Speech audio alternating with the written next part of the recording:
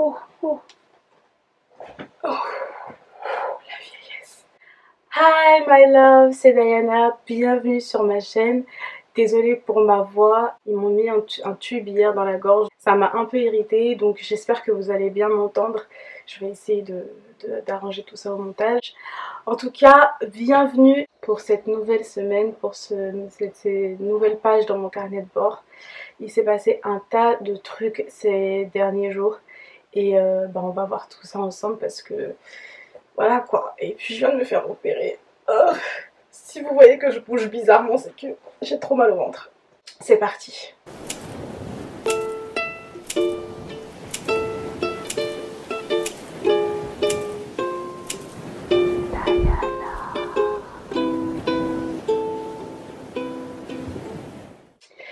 Si vous découvrez mes vidéos, alors je suis désolée, je suis en face de la fenêtre, le soleil est en train de jouer à cache-cache. Si vous me voyez pas très bien à cause du soleil, je suis navrée.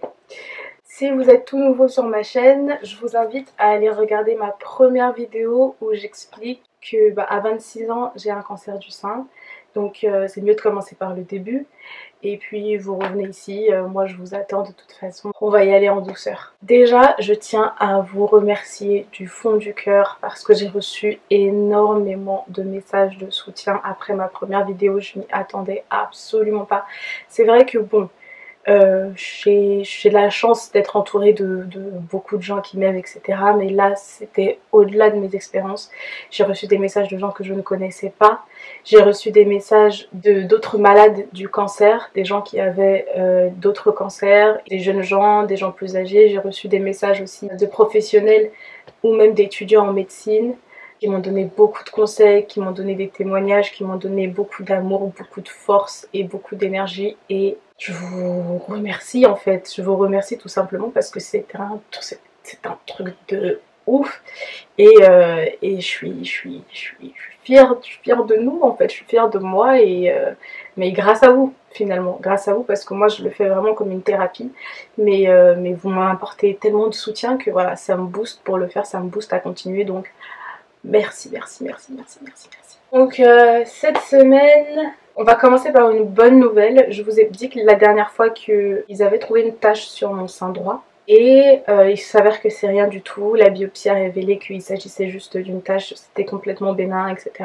Donc c'est une bonne nouvelle. Le cancer ne touche que mon sein gauche. J'ai beaucoup de chance. Voilà, pour ça je voulais le dire tout de suite, comme ça, voilà, vous donner tout de suite les bonnes nouvelles. Il y en aura de moins bonnes après, mais on va y revenir dessus. Je vais vous parler de ma semaine. Le week-end dernier, après avoir posté la vidéo, après avoir reçu beaucoup de love, c'était l'anniversaire de ma mère, donc en même temps, on a pris le temps de kiffer en famille, on était tous ensemble, c'était super. On s'est vraiment éclaté. Le début de cette semaine-là, alors, elle devait être super chargée, avec un PET scanner lundi, mardi la pose d'un port à cathéter, mercredi l'opération donc aux fertilités, jeudi le rendez-vous avec le médecin et vendredi la chimio, mais rien ne s'est passé comme prévu, rien du tout.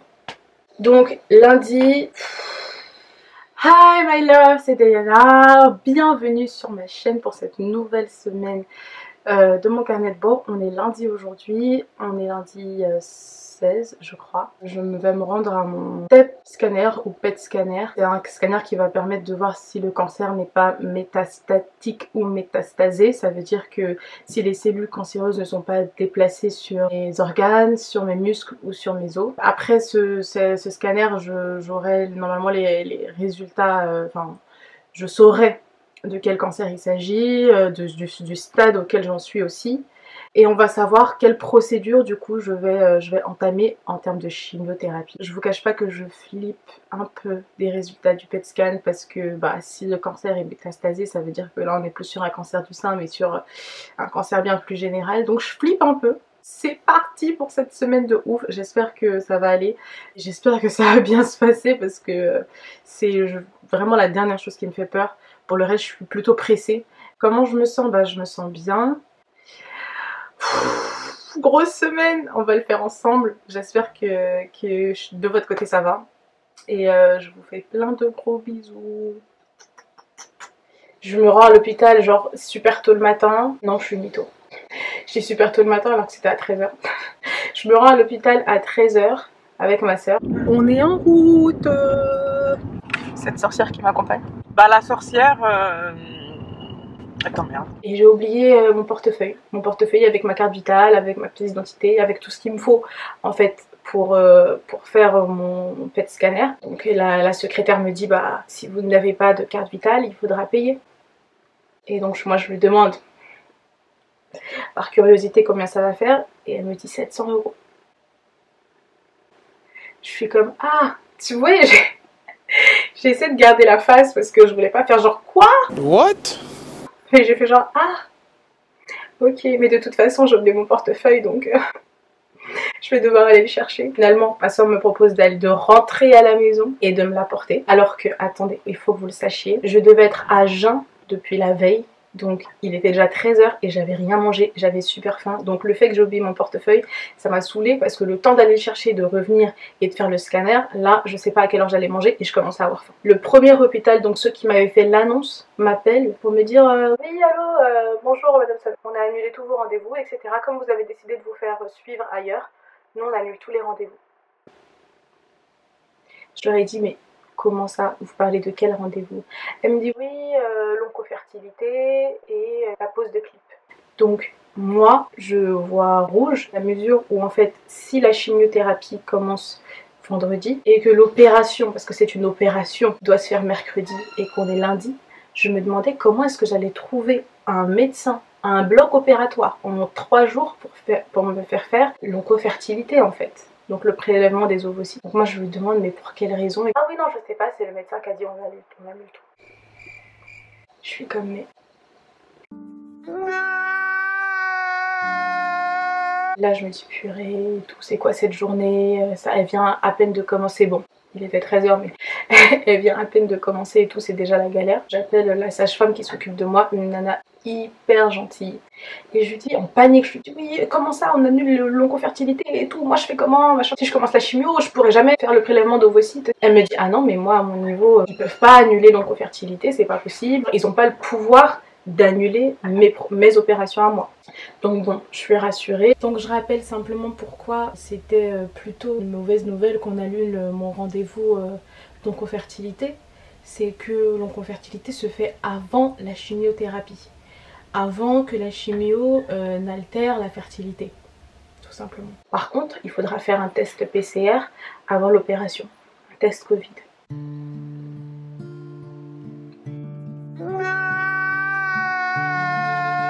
Je m'étais promis de jamais en faire parce que moi et les cotons-tiges dans le nez, les viols du nez comme ça, c'est pas mon truc.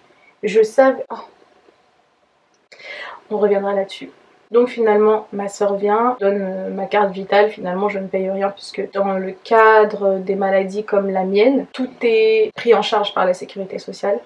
Donc je paye rien, c'est 100% remboursé, ça c'est la chance qu'on a en France. Donc je fais le PET scanner, donc je suis reçue par une dame qui va m'injecter un produit faiblement radioactif qui va venir mettre en lumière tous mes organes, enfin qui va venir mettre en lumière tout ce qu'il y a à l'intérieur de mon corps pour voir s'il n'y a pas de métastase. Je flippais vraiment par rapport à ça parce qu'en fait si c'est ça, c'est un cancer un peu plus général, donc là on est sur notre procédure tout ça, donc j'avais un petit peu peur. Finalement ça se passe bien, la journée se passe bien. Ensuite mardi je devais avoir... oh là là le soleil là. Mardi, je devais avoir la pose du port à cathéter. Donc le port à cathéter, c'est un petit boîtier qu'on va venir mettre sous la peau au niveau de l'omoplate. Est-ce que c'est... non. Bon, au niveau d'ici. Au niveau d'ici. Et en fait, c'est par là que va passer le produit de la chimiothérapie qui brûle un peu les veines. Donc on peut pas le mettre par intraveineuse, ça va vraiment passer par un petit cathéter. Je devais me faire poser ça mardi à l'hôpital. Donc j'arrive à l'hôpital, cette fois-ci j'ai tout ce qu'il me faut et donc je me fais traiter dans un hôpital privé. Je me faisais parce que je pense que je vais changer et je rencontre une charmante secrétaire qui m'explique un peu comment je serais prise en charge et là elle me dit il y a quelques notes de frais que vous devez payer et elle me montre un papier comme ça, elle me tend le papier, elle me le montre, elle me dit voilà. Je regarde le papier et je lui dis mais je vais devoir payer ça maintenant. Elle me dit oui, oui, c'est ce que vous devez payer pour être admise. Vous devinerez jamais combien c'était. 1480 €.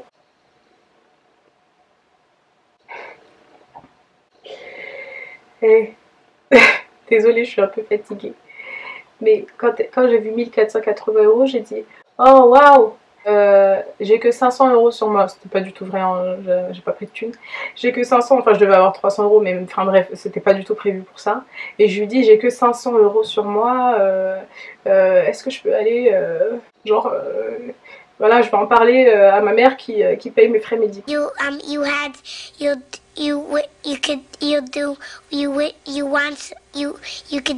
Donc je prends mes affaires, mais je me taille en fait, je suis partie. Comme je vais faire un test PCR dans le premier hôpital pour mon intervention donc aux fertilités, je me rends à l'hôpital.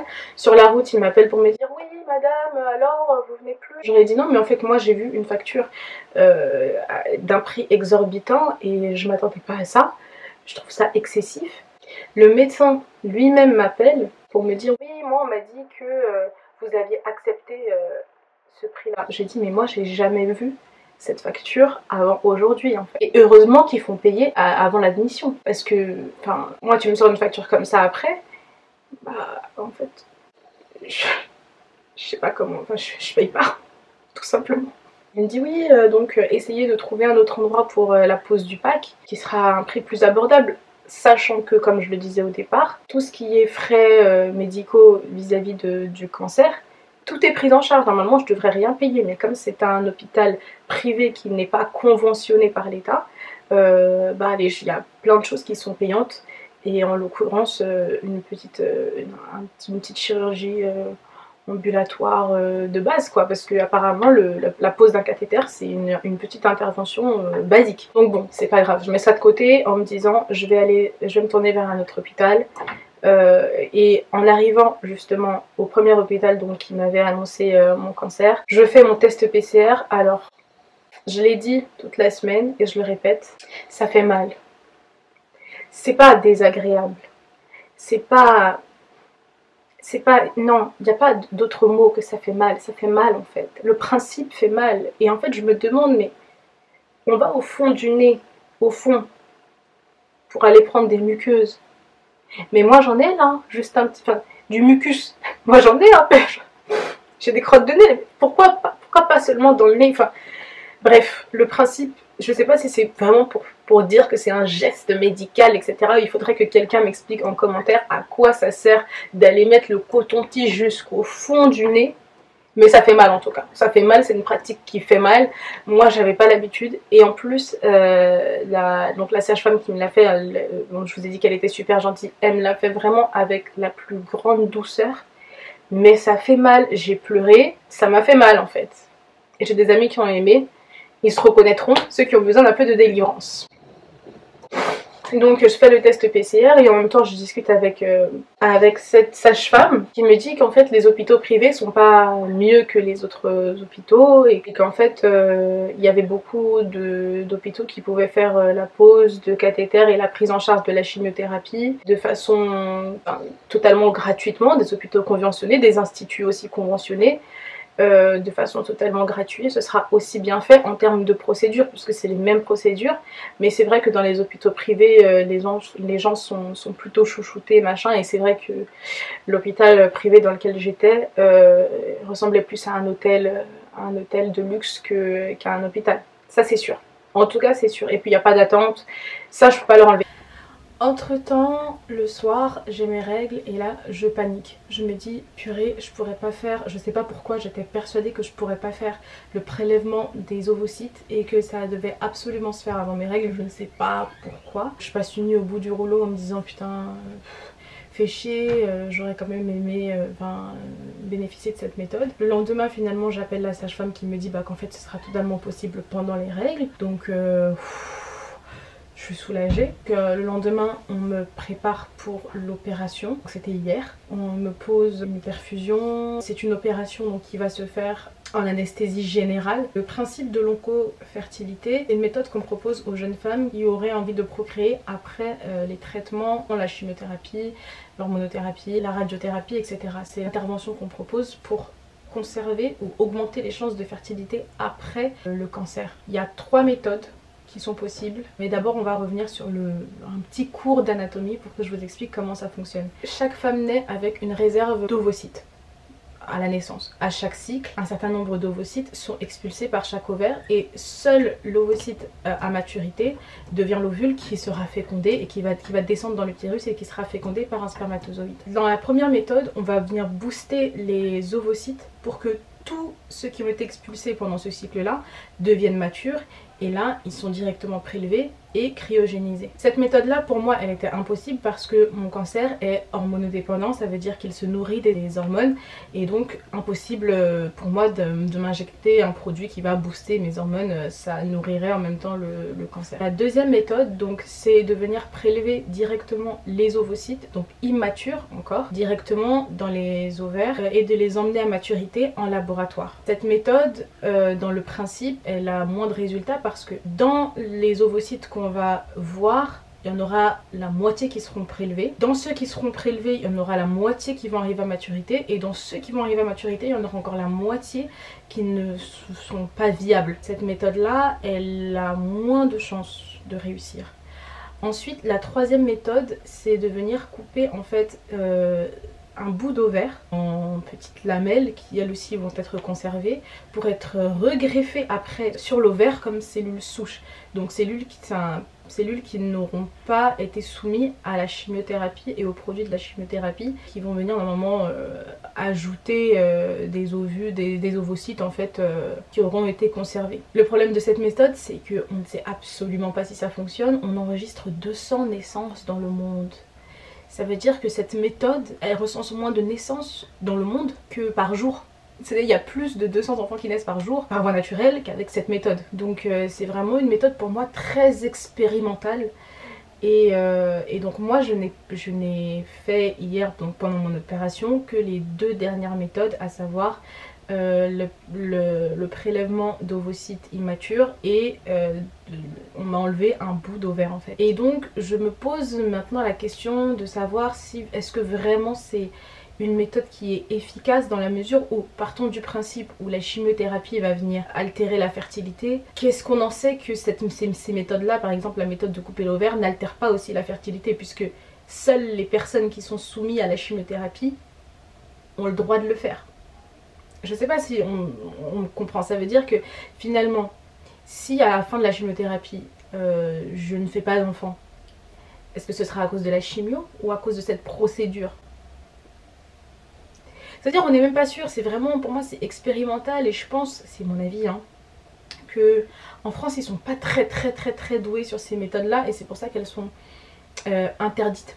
Parce que la conservation d'ovocytes est interdite, sauf dans le cas de longues maladies qui pourraient altérer la fertilité. Sinon, pour quelqu'un qui voudrait cryogéniser ses ovaires genre de façon genre complètement volontaire, c'est complètement interdit. Dans mon cas, sur les 10 ovocytes qu'on a vus, on a pu en prélever que 4. Et donc c'est ces 4 là qui vont être mis à maturité et peut-être qu'il n'y en aura qu'un seul ou que 2 qui vont être viables à la fin. Je trouve que pour la souffrance que c'est, ça vaut pas le coup. Si j'avais eu cette réflexion plus tôt, je pense que j'aurais fait que le prélèvement des ovocytes. Après on me disait que ça augmentait les chances de pouvoir procréer. Maintenant c'est pas dit aussi que la chimio va griller mes ovaires, mais bon, on verra. Mais voilà, du coup bon c'est pas grave, c'est fait, c'est fait. Moi j'aime bien aussi questionner sur certaines choses. J'ai eu cette petite réflexion et je me la suis faite à moi-même. Bon, si ça peut aider d'autres personnes à faire ce choix là, si on leur propose. Mais en tout cas voilà, moi c'était ma petite réflexion. Réflexion qui pourra peut-être vous aider à faire un choix au cas où. Moi je l'ai fait de toute façon. Donc voilà, je trouve que pour 4 ovocytes et on ne sait toujours pas, je ne sais toujours pas lesquels vont survivre, c'est un petit peu dommage. Le soleil nous dit hello. Donc aujourd'hui, dernière bonne nouvelle, le PET scanner a révélé qu'il n'y avait aucun métastase. Le cancer ne se propage pas dans mon corps, je suis super contente, c'est un truc qui me faisait vraiment peur. Tout ce qui va rester à faire maintenant c'est la chimiothérapie. J'ai fait absolument tout ce qu'il fallait faire avant de commencer la chimiothérapie. On m'a pas encore posé du coup le pack. J'ai rendez-vous donc la semaine prochaine encore pour avoir un rendez-vous avec des spécialistes. Donc voilà, après la chirurgie post-op d'hier, ils m'ont un petit peu blessé la lèvre, je sais pas si vous avez remarqué là. J'ai la lèvre un peu gonflée. J'ai mal au bide, mais ça va. Toujours positive, toujours envie de le faire. J'apprends énormément de choses au quotidien. Je me rends compte aussi de tout l'amour qui peut exister dans ce monde. Et honnêtement, j'ai beaucoup de chance. À aucun moment, je n'ai eu envie d'abandonner ou je n'ai envie d'abandonner pour l'instant. Vraiment, j'ai de la chance et je ne saurais même pas vous remercier. En tout cas, voilà pour cette semaine de folie. La semaine prochaine, on commence la chimio. Là, ça va être le vrai. Là, on rentre vraiment dans le vif du sujet. J'ai hâte de commencer la chimio. J'ai vraiment envie de voir les effets que ça va faire. Je sais pas encore si je vais me raser la tête avant. Bon, raser à ras, hein, parce que je me coupe déjà les cheveux très courts. Je sais pas si je vais me raser la tête avant de perdre mes cheveux ou si je vais regarder le processus de perte de cheveux. Je ne sais pas. On verra ça. On verra tout ça ensemble. Et puis voilà quoi. Donc on se retrouve la semaine prochaine. Prenez soin de vous, gardez-moi encore dans vos prières, je vous garde dans les miennes. Et je vous fais des gros bisous. Je vous aime fort. Mouah.